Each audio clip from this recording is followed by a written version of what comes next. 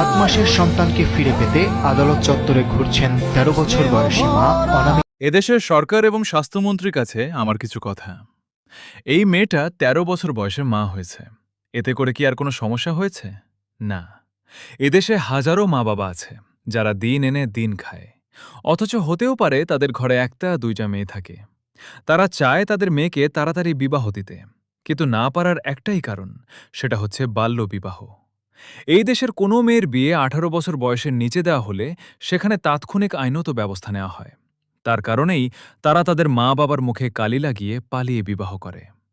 অথচ ১৩ বছরের এই মেয়েটাকে দেখুন, ১৮ বছর বয়স হতে আরও ৫ থেকে ৬ বছর বাকি। ১৩ বছর বয়সে মা হওয়ার পরেও মা শিশু দুজনেই সুস্থ। ১৭ থেকে ১৮ বছরের বয়সেও মা হলে নাকি মৃত্যুর ঝুঁকি থাকে। হুঁ, এই কি তাহলে আপনাদের স্বাস্থ্য ব্যবস্থা? আমার সাথে কারা কারা একমত? চ্যানেলটি সাবস্ক্রাইব করতে ভুলবেন না কিন্তু।